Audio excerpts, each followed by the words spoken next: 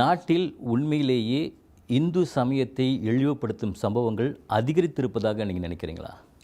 கண்டிப்பாக, அது எந்த டவுட் இல்லை.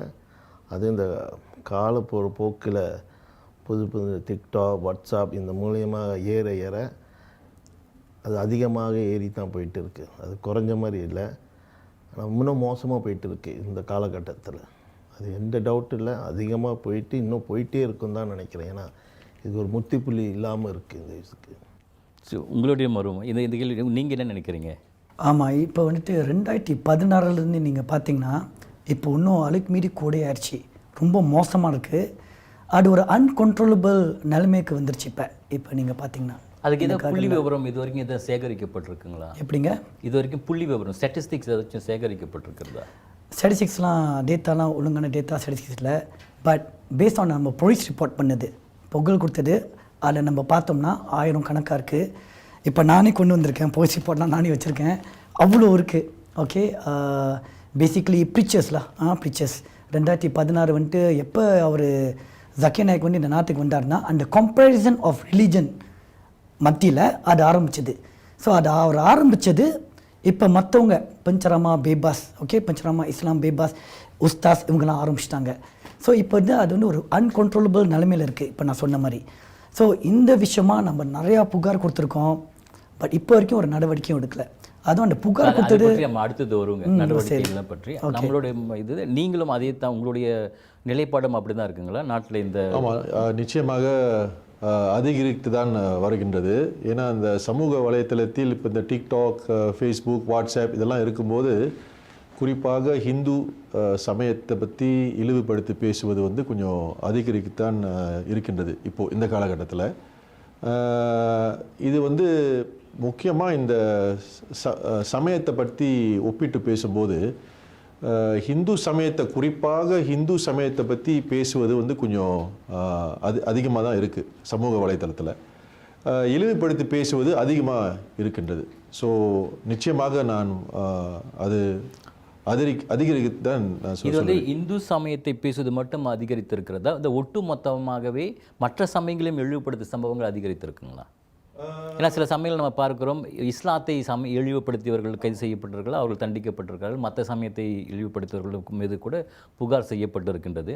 ஆக இது வந்து ஒட்டு மொத்தமாகவே எந்த சமயமானாலும் இந்த இழிவுபடுத்தக்கூடிய சம்பவங்கள் அதிகரித்திருக்கிறதா அல்லது இந்து சமயத்துக்கு மட்டும்தான் அதிகரித்திருக்கிறதா பார்க்குறீங்களா? பொதுவாக எல்லா சமயத்தை பற்றியும் இழிவுபடுத்தி பேசுவது வந்து நான் அதிகமாக இருக்கின்றது நான் சொல்வேன். அதாவது இப்போ இந்த முக்கியமாக மலேசியாவில் பொறுத்தவரையில் இந்த டிக்டாக், வாட்ஸ்அப் இந்த பொதுவாக எல்லாருமே இப்போ வந்து பேச ஆரம்பிச்சிட்டாங்க. ஸோ அதனால் சமயத்தை பற்றி, எல்லா சமயத்தை பற்றியும் இழிவுபடுத்தி பேசுவது வந்து கொஞ்சம் அதிகரிகமாக தான் இருக்கின்றது அப்படின்ட்டு நான் ஆணித்தனமாக சொல்ல விரும்புகின்றேன்.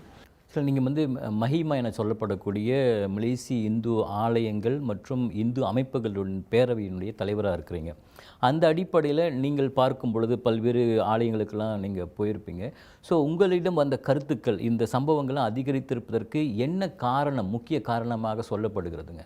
சரி, YB அவர்கள் வந்து எல்லா இனத்துக்கும் இந்த பிரச்சனை இருக்குது சொல்கிறாரு. அந்த இதில் எனக்கு ஒரு மாற்று கருத்து இருக்குது. பல காலமாக நம்ம வந்து இந்த இதை போயிட்டு இருந்தாட என்னோட பார்வை இதில் வந்து நம்ம இந்து மதத்துக்கு ரொம்ப கூட இருக்குது. சீனர்கள் யாரும் சீனர்களை பற்றி தப்பாக பேச கிடையாது. அதுமாதிரி இந்து மதங்கள் யாரும் சீனர்களை பற்றி தப்பாக பேச கிடையாது.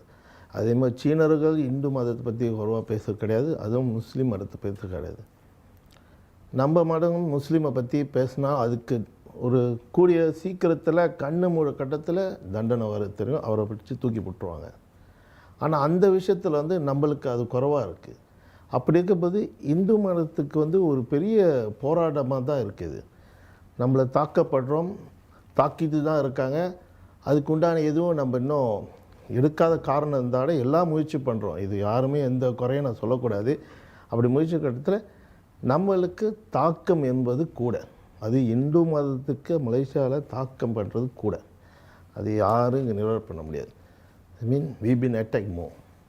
அதே மாதிரி உங்கள் அடுத்த கேள்வி என்கிட்ட கேட்டது, இந்த என்னோடய ரோட் ஜேர்னியில் நாங்கள் போகிறதுல வந்து நீங்கள் என்னென்ன பார்த்தீங்க சொல்லிட்டு.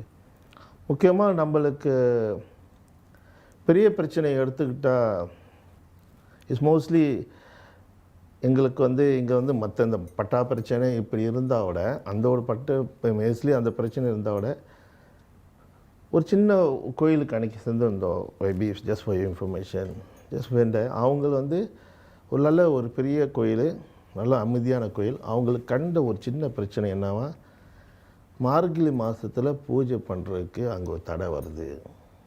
ஆனால் அந்த கோயில் கிட்டத்தட்ட ஒரு 60-70 வருஷமாக அங்கே இருக்குது. பெரிய கோயில். தடை பண்ணுறாங்க, கம்ப்ளைண்ட் பண்ணுறாங்க, பெட்டிஷன் போடுறாங்க. அப்போ அந்த நேரத்தில் அவங்க என்ன சில பேருங்க வந்து வார்த்தைகளை விட்டுறாங்க.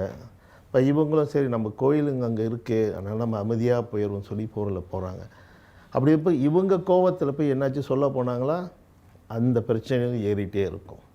ஸோ நம்ம பொறுத்தோட்டம் நம்ம இது வந்துட்டு நீங்கள் வந்துட்டு நேரடியாக அவமானப்படுத்தாவிட்டாலும் கூட மறைமுகமாக நம்முடைய சமயத்தை அனுசரிப்பதில் வந்துட்டு அவங்க வந்து கட்டுப்பாடு விதிக்கிறாங்கன்னு சொல்கிறீங்க. இப்போ இதுவும் ஒரு வகையான சமயத்துக்கு எதிர்ப்பாக பண்ணக்கூடிய வேலையாக நீங்கள் பார்க்குறீங்க.